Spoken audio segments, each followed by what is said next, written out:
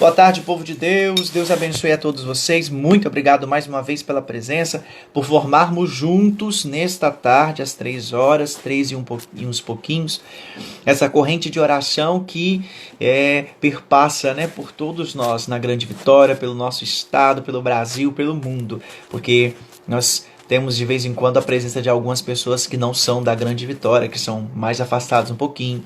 Tem pessoas de outros estados e até mesmo gente de outros países, né? Então, Deus abençoe a cada um de vocês e a fidelidade de estarmos juntos rezando neste tempo. Como eu disse, a minha finalidade nunca é e nunca foi de ter 100, 200, 600, 1000 pessoas aqui, não. Mas se tivesse, tudo bem, estaríamos rezando juntos. Mas a minha principal intenção é fazer com que aqueles que tenham desejo de rezar, que se unam, nesse momento das 3 horas e a gente possa rezar o texto da Divina Misericórdia e fazer a meditação do Evangelho do dia. Isso mesmo, Marília, quase 40 dias que estamos juntos, Estamos como é que fala? Cumprindo a quarentena, né? Tá passando até demais da quarentena, né? Mas que bom. Deus abençoe cada um de vocês. Eu vi algumas intenções que foram passando aqui. Tem algumas pessoas aniversariando. Nós rezamos o texto. No início eu falei, que rezava intenção por aquelas pessoas que estavam aniversariando. Aquelas pessoas que estão passando por alguma dificuldade. Tá bom? Então vamos à meditação do texto de hoje. Vamos lá. Evangelho de João, Hoje é terça-feira da 4ª semana da Páscoa e nós estamos meditando hoje, nessa semana também, alguma coisa em relação ao bom pastor, que é o evangelho de domingo, E sempre os evangelhos da semana, eles estão ligados ao domingo que passou. Então vamos nós, Terça-feira. O Senhor esteja convosco, Ele está no meio de nós. Proclamação do Evangelho de Jesus Cristo segundo João. Glória a vós, Senhor. Evangelho de João, capítulo 10, versículo 22 a 30. É o contexto ainda do bom pastor de domingo, Só que nós pulamos do Evangelho de ontem, terminou no versículo 18, hoje começou no versículo 22, tá bom? Mas é o mesmo contexto. Vamos lá. Celebrava-se em Jerusalém a festa da dedicação do templo. Era inverno. Jesus passeava pelo templo no pórtico de Salomão. Os judeus rodeavam-no e disseram: Até quando nos deixarás em dúvida? Se tu és o Messias, diz-nos abertamente. Jesus respondeu: Já vo-lo disse, mas vós não acreditais. As obras que eu faço em nome do meu Pai dão testemunho de mim. Vós, porém, não acreditais, porque não sois das minhas ovelhas. As minhas ovelhas escutam a minha voz, eu as conheço e elas me seguem. Eu dou-lhes a vida eterna, e elas jamais se perderão. E ninguém vai arrancá-las de minha mão. Meu Pai, que me deu essas ovelhas, é maior que todos, e ninguém pode arrebatá-las da mão do Pai. Eu e o Pai somos um. Palavra da salvação. Glória a vós, Senhor. Que as palavras do Santo Evangelho perdoem os nossos pecados. Em nome do Pai, Filho e do Espírito Santo. Amém.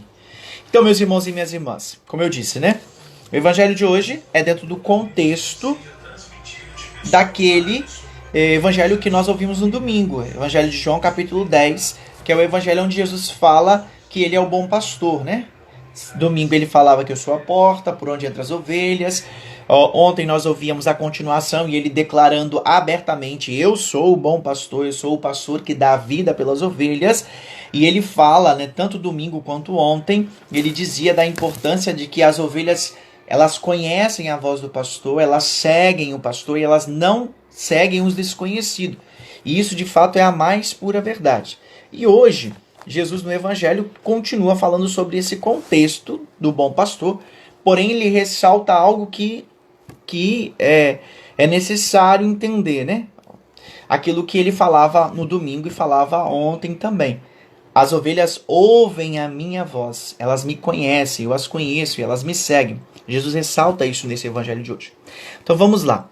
Primeiro, estava se celebrando, ele estava dentro do templo de Jerusalém, estava se celebrando a festa da dedicação, era inverno, ou seja, era o período do inverno, e aí esse período do inverno não era simplesmente uma questão, é também, né, um período de inverno, ou seja, como é que eu posso dizer assim, igual num texto que nós ouvimos alguns dias atrás, que o padre falou que o texto falava que Nicodemos foi encontrar Jesus, e aí o texto faz questão de dizer que era de noite, ou seja, aí estava de noite, o texto faz questão de dizer que era de noite.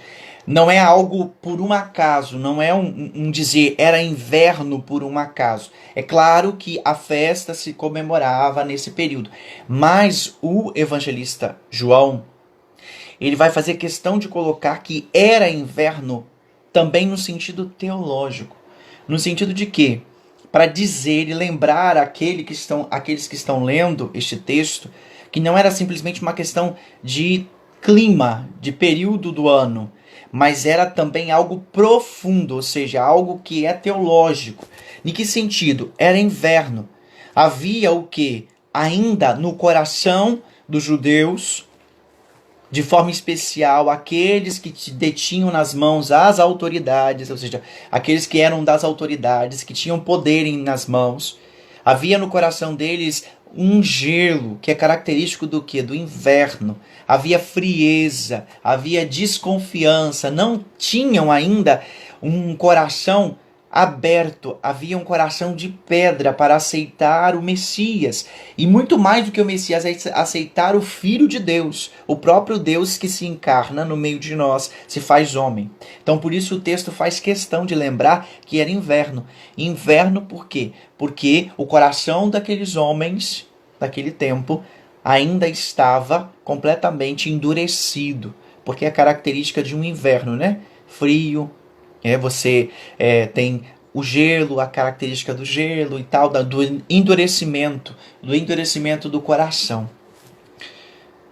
Então vamos continuar o texto, né? Aí Jesus passeava pelo templo no pórtico de Salomão, e aí no versículo 24, os judeus rodeavam-no e disseram: até quando nos deixarás sem dúvida? Se tu és o Messias, diz-nos abertamente. Olha a pergunta dos judeus. Não era de pessoas que estavam com dúvidas e ainda com insensibilidade. Não eram sensíveis aos sinais, à presença do Senhor. Se você for lá na sua Bíblia e for olhar no capítulo 11 do Evangelho de João, o que vai acontecer no capítulo 11? Jesus vai ressuscitar Lázaro.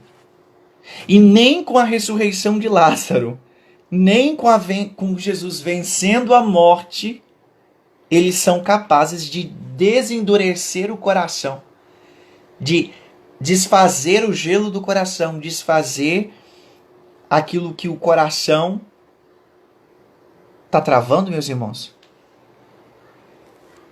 Está travando? Diga aí se está travando. Ou se é a minha internet ou se é a internet de vocês.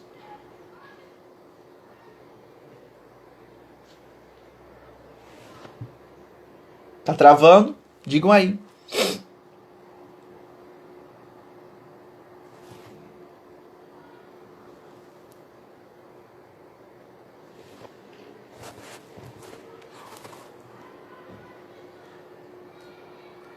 Então tá. Então vamos continuar. É porque a menina colocou que estava travando, a Marília. Então, mesmo depois de eles verem tantos sinais, e depois, no capítulo 11, eles ainda vão ver que Jesus ressuscitou Lázaro. Mesmo assim, eles não vão desendurecer o coração. O coração ainda vai ficar empedrado. Difícil de entender, de compreender quem é Jesus.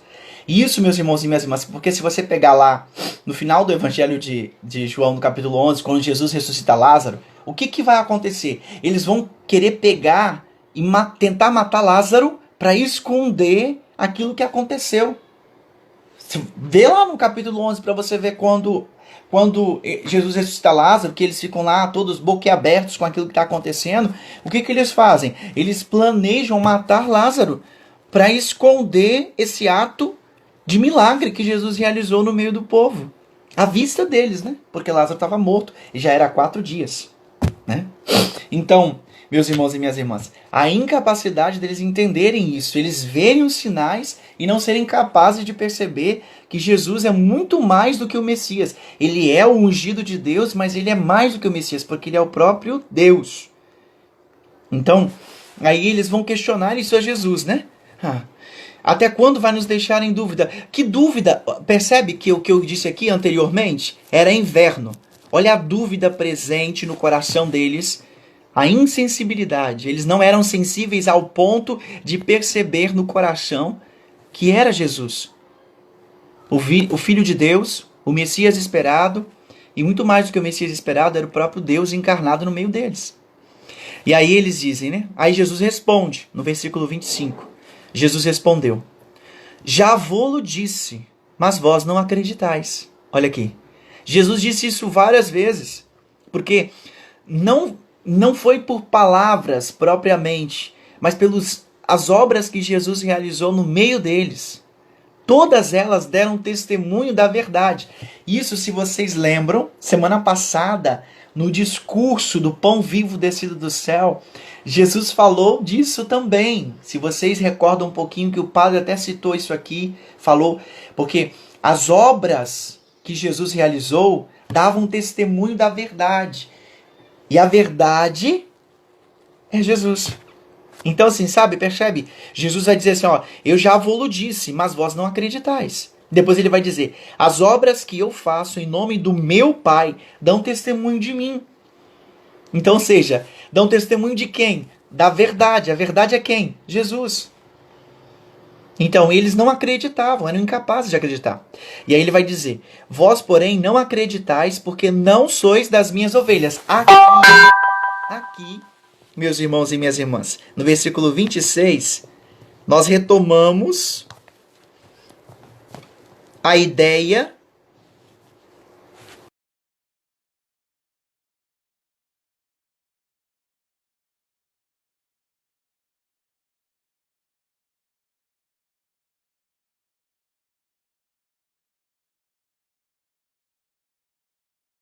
as ovelhas conhecem a sua voz, elas seguem a seu pastor verdadeiro, elas não seguem qualquer pastor, elas não seguem os estranhos. Isso está presente aqui. No versículo 26, Jesus retoma isso. Para dar sentido, claro, que é necessário seguir a voz do pastor verdadeiro. E aí ele vai dizer, olha, vós, porém não acreditai.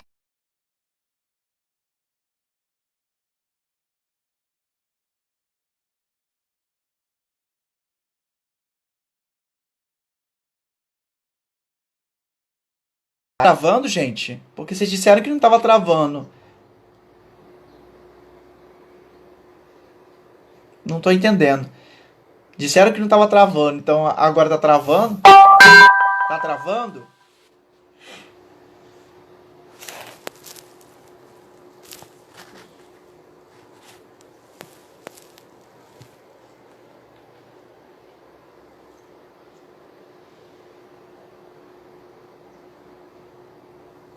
Pois é. Para você tá travando, Marília. Os outros falaram que não estavam travando. Agora apareceu uma pessoa aqui dizendo que tá travando. Pera aí.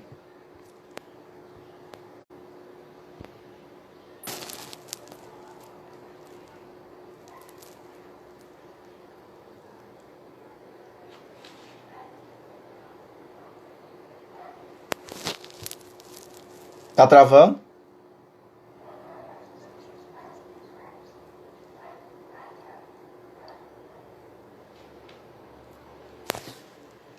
Tá travando ou não tá? Eu preciso saber. Travou, mas voltou. Deu uma pausa? É porque eu mudei a internet aqui. Melhorou?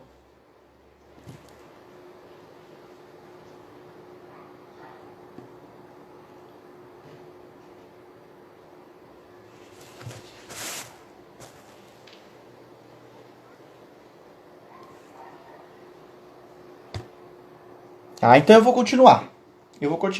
Qualquer coisa depois. Qualquer coisa depois a gente vai. Ok, tá bom. Então continuando, né? Continuando esse raciocínio. Então Jesus retoma a ideia do bom pastor.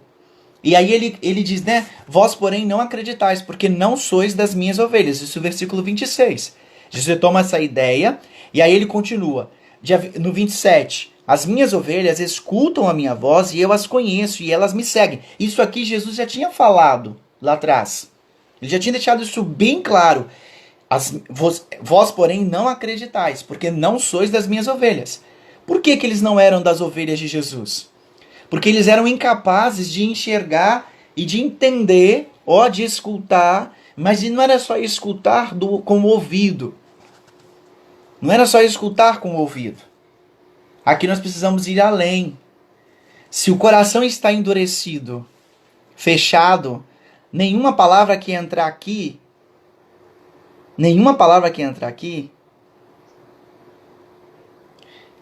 vai modificar aqui. Entende? Nenhuma palavra que entrar aqui vai modificar aqui se o coração estiver endurecido e não estiver aberto para ouvir. Então, por isso que Jesus diz, vós, porém, não acreditais, porque não sois das minhas ovelhas. As minhas ovelhas escutam a minha voz, e eu as conheço, e elas me seguem. Eu dou-lhes a vida eterna, e elas jamais se perderão. E ninguém vai arrancá-las da minha mão. Meu Pai, que me deu essas ovelhas, é maior que todos, e ninguém pode arrebatá-las da mão do Pai. Eu e o Pai somos um. Aqui Jesus retoma a ideia clara de que ele é muito mais do que simplesmente o Messias, o ungido de Deus. Ele é mais do que isso. Ele é ungido de Deus, porque a palavra Mashiach, em hebraico, e depois Christos, né, vai remeter à questão do ungido. Jesus é ungido de Deus. Mas ele é para além do ungido simplesmente. Ele é ungido de Deus, ele é o Messias esperado por Israel, ele é o libertador que vem para libertar Israel, mas ele é o próprio Deus encarnado. E aqui, no versículo 30, ele deixa bem claro isso. Eu e o Pai somos um. Aqui Jesus está falando da perfeita unidade entre ele, o Pai e o Espírito Santo. O Pai, o Filho e o Espírito Santo formam uma perfeita trindade. E eles estão unidos, inseparavelmente.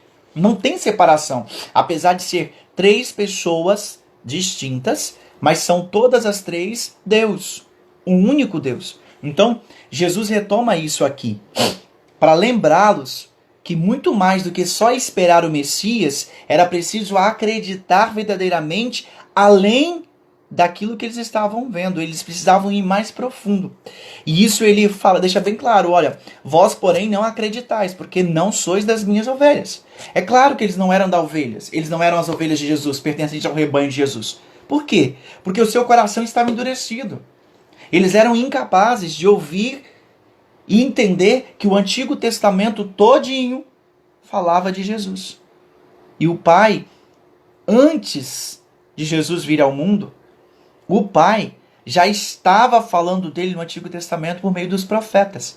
Os profetas falaram, anunciaram, Moisés, Elias, todos os profetas do Antigo Testamento falaram de Jesus. E qual foi o problema? O problema foi porque eles não eram capazes de enxergar isso, de compreender isso.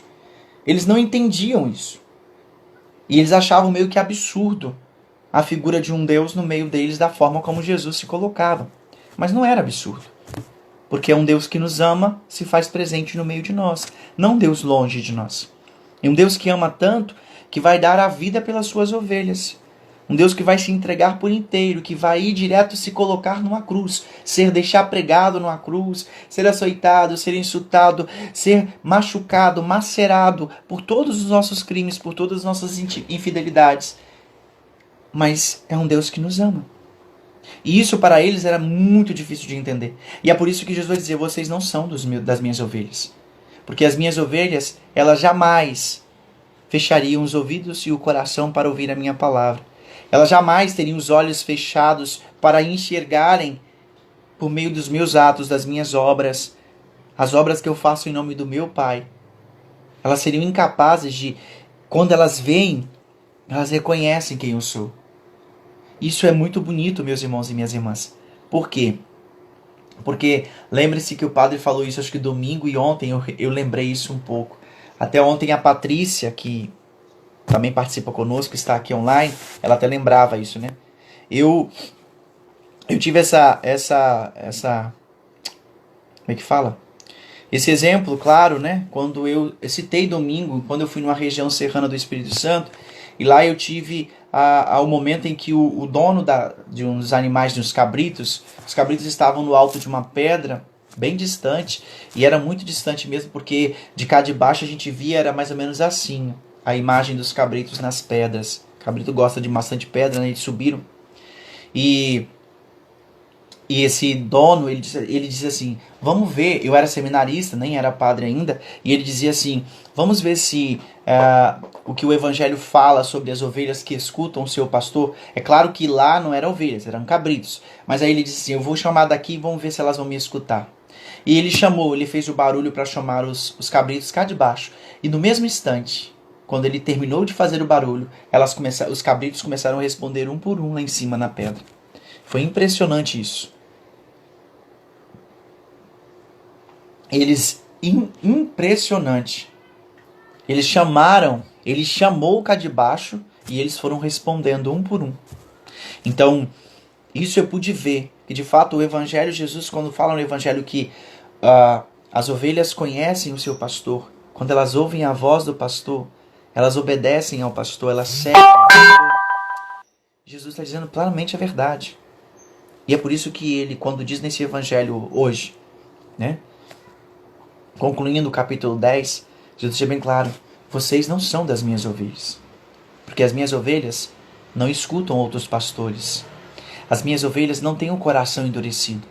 As minhas ovelhas não têm os ouvidos fechados à minha voz. Elas sabem quem eu sou. No meio de tantas vozes, elas são capazes de ouvir a voz do verdadeiro pastor. Isso é uma reflexão que nós podemos fazer no dia de hoje, no tempo de hoje que estamos vivendo. Nós temos um mundo muito barulhento. Um mundo muito barulhento e parece que as pessoas elas têm dificuldade de se concentrarem. Tem muitas pessoas que têm dificuldade com o silêncio. Quando elas percebem que estão muito no silêncio, elas tendem a fazer o quê? Botar um fone de ouvido, ligar o celular em alguma coisa, em alguma música. Elas tendem a ligar o rádio do carro, em casa, ligar a TV. Elas têm necessidade de ter alguma coisa que faça barulho, porque elas têm dificuldade do silêncio. E para ouvir a Deus, eu preciso silenciar. Mas não só silenciar externamente, mas internamente também. O Papa Bento XVI, Papa Emérito Bento XVI, ele escreveu, e eu convido vocês a buscarem na internet. Hoje é muito fácil, né? Joga lá na internet. Papa Francisco, Papa Bento XVI, falando sobre o silêncio. Aí ele tem um texto que ele nos convida a fazermos silêncio interior. Porque eu posso ir para um retiro espiritual e ter um completo silêncio. Ninguém conversando, barulho nenhum à minha volta, mas eu não consegui viver o silêncio. Por quê? Porque dentro de mim eu estou inquieto. O barulho está internamente. Então, a ovelha, ela tem que fazer essa reflexão no dia de hoje. Será que eu estou ouvindo a voz do verdadeiro pastor? Será que eu sou capaz de ouvir, de distinguir diante de todos os barulhos deste mundo? Eu estou sendo capaz de distinguir a voz de quem está falando comigo? A voz do verdadeiro pastor? Será que eu estou ouvindo? Está transformando alguma coisa dentro de mim? Isso é muito importante, meus irmãos e minhas irmãs. Eu falo isso porque eu já passei essa experiência Eu já até contei isso em algumas homilias, não sei se eu contei em Jardim da Penha, se eu contei isso lá em Porto Santana. Mas se eu não contei, ou se eu já contei, mas vale lembrar. Eu já fiz vários retiros, né? Quando a gente tá no seminário, o seminário tem um retiro do início do ano. Nós temos alguns períodos de escuta a Deus durante o ano, também meio assim, mini retiros, né? De escuta a Deus. E também para ser padre, eu fiz retiro para ser diácono, depois retiro para ser ordenado presbítero, né, padre.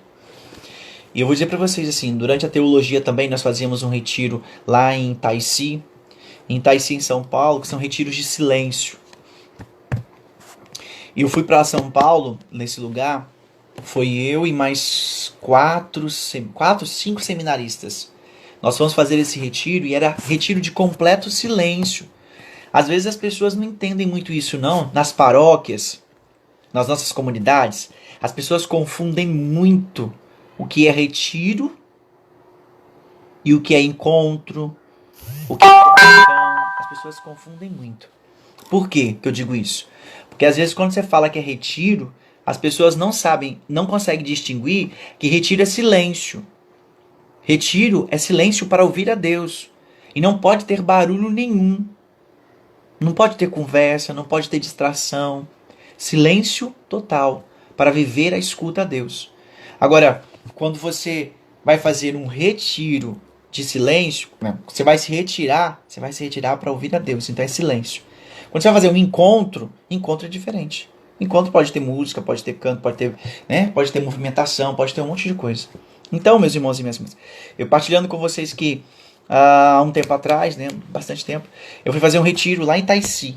Chegando lá em Taici, foi muito interessante, porque o retiro é de completo silêncio. Você fica uma semana em silêncio. Você tem os momentos de partilha, onde você vai diante de um orientador, de alguém que vai estar te acompanhando um certo número de pessoas, e essa pessoa vai te orientar no sentido de que como que você está vivendo esse retiro, assim. E você vai lá e vai partilhar um pouco com ela. Então era um completo silêncio. Eu só consegui fazer o retiro mesmo, entrar no retiro mesmo, a partir do terceiro dia que eu estava no retiro. Por quê? Porque o retiro era de silêncio. Eu estava à minha volta com completo silêncio.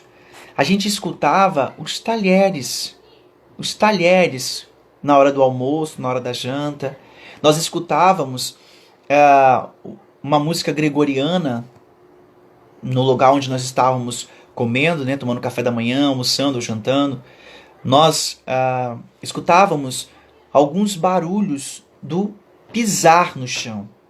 E as aves, né, os animais à volta, mas era um completo silêncio para um lugar que proporciona você a fazer a escuta de Deus. E qual era o problema? É que eu estava vindo de uma agitação muito grande. Então, assim, eu sou uma pessoa que fala bastante, eu sou uma pessoa que me comunico bastante, então eu sou muito agitado. E para conseguir fazer esse silêncio, para mim foi muito difícil. Então no terceiro dia, apenas no terceiro dia que eu consegui adentrar de fato no retiro, que aí eu consegui viver o silêncio. Então, para ouvir a Deus, era necessário fazer um silêncio interior.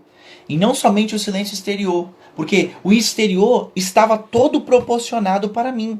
Eu não tinha ninguém para conversar comigo. Eu não tinha ninguém. Ninguém conversava. Ninguém conversava.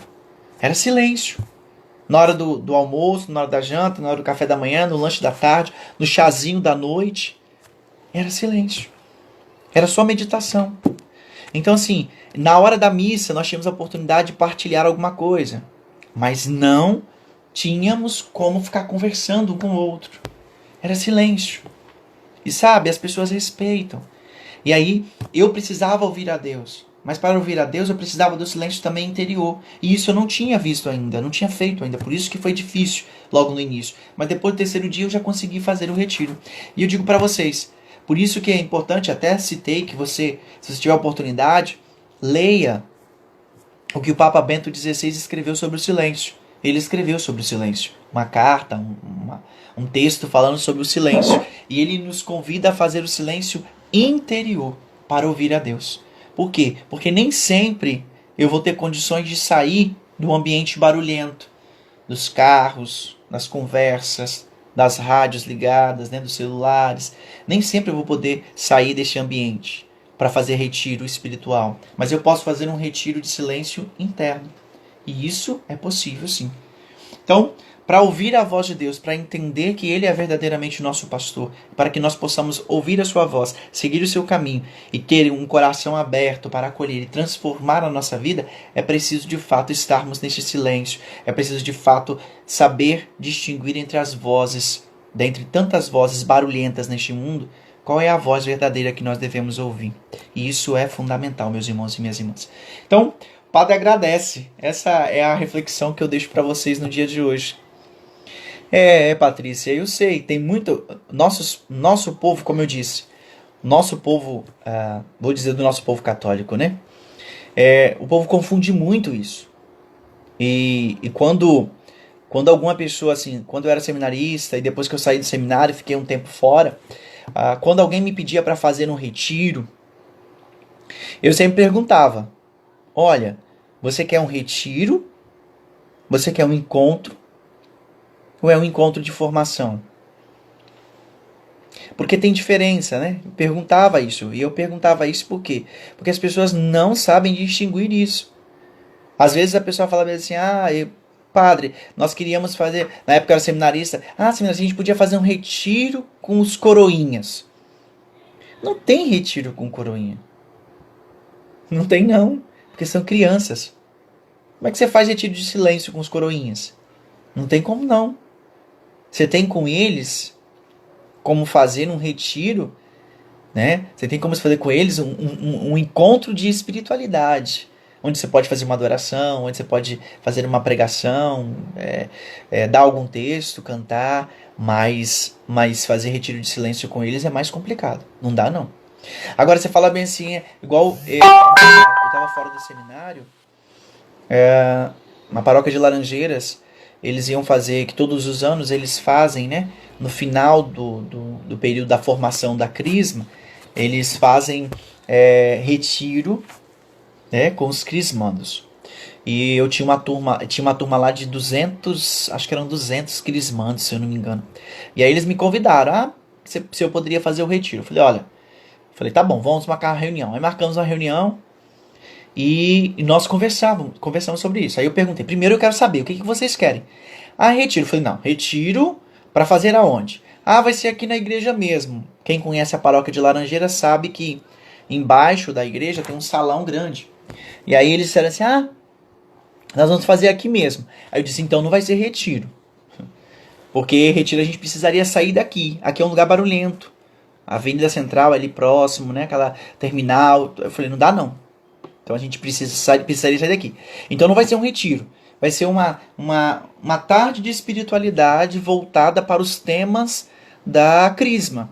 Né? Um tema do aprofundamento dos sacramentos da Crisma, para podermos chegar ao finalmente prepará-los para receber a Crisma.